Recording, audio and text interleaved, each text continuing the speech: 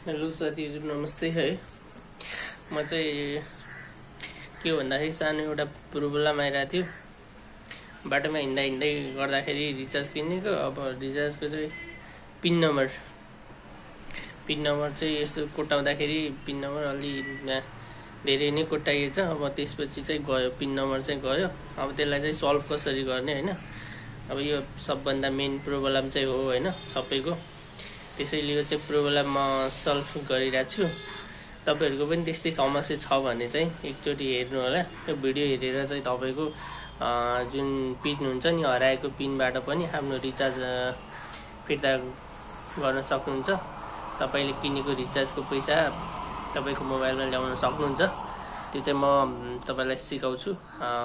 मेरो यो भिडियो चाहिँ अन्तिमसम्म हेर्नु होला है त। यो रिचार्जको चाहिँ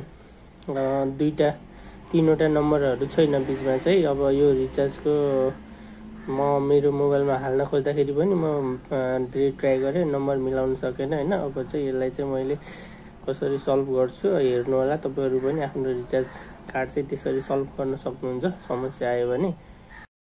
यसरी यो क्रोम ओपन गर्नुपर्छ।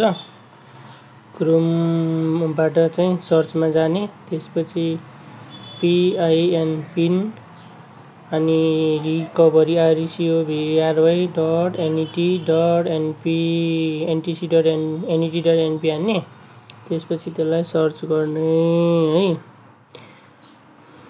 ओके, यसरी सर्च गर्नुस्। अब यो लिंक आउँछ यहाँ।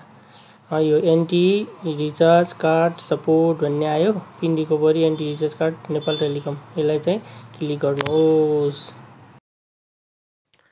यसमा गएर चाहिँ तपाईको यो सर्भिस टाइपमा एउटा सर्भिस टाइप भन्ने हुन्छ, त्यो चुज गर्नुपर्छ हैन। अनि त्यसपछि फोन नम्बर, आफ्नो सर्भिस नम्बर राख्नुहोस्। त्यसपछि तल अलिकति रोल गरेर त्यसपछि चाहिँ त्यहाँ सिरियल नम्बर राख्न सक्नुहुन्छ। आफ्नो यो रिचार्जमा भएको सिरियल नम्बर हो। रिचार्जमा चाहिँ यो मेरो सिरियल नम्बर म राखिरहेको छु। तपाईको रिचार्ज कार्डको मुनिपट्टि एउटा सिरियल नम्बर हुन्छ, त्यो हजुरहरुले राख्न सक्नुहुन्छ है। त्यो सिरियल नम्बर पुरै राम्रोसँग गरेर जुन छ त्यो चाहिँ एक्युरेट राख्न पर्छ हैन। नम्बरहरु मिस्टेक भयो भने नमिल्न सक्छ। अनि यसमा चाहिँ पिन कोड भनेको छ। पिन कोड भनेको यो त्यही तपाईको रिचार्ज कार्डको हो, जुन तपाईले रिचार्ज कोड्दै गर्दाखेरि हराएको हुन्छ नि त, के रे च्यातिएको हुन्छ। त्यही कोड पिनहरु राख्ने हो। टोटली राख्दै जानुस् हैन। नम्बर चाहिँ एक्युरेट राख्दै जानुस्। जहाँ तपाईको च्यातिएको छ त्यसमा चाहिँ स्टार स्टार राख्दिनुस्। दुईटा च्यातिएको छ, दुईटा अक्षर बुझ्नुहुन्न भने त्यही दुईटा अक्षर राख्नुस् स्टार स्टार हैन। यदि अलि 3-4 वटै छ भने नि 3-4 वटै स्टार राख्नुस्। जतिवटा अक्षर बुझ्नुहुन्न, जतिवटा रिचार्जको अक्षर तपाईको च्यातिएको छ त्यतिवटा स्टार राख्नुस्।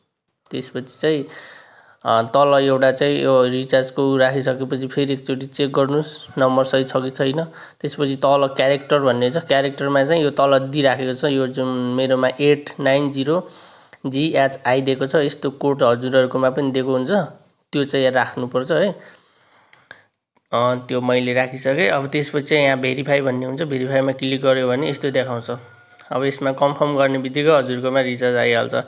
सर्भिस प्रिपेयर्ड आयो हैन। त्यसपछि सर्भिस नम्बर आफ्नो हो कि हैन याद गर्नुस्, कन्फर्म गर्नुस्। त्यसपछि चाहिँ कन्फर्म गर्नुभयो भने हजुरकोमा रिचार्ज आइहाल्छ है।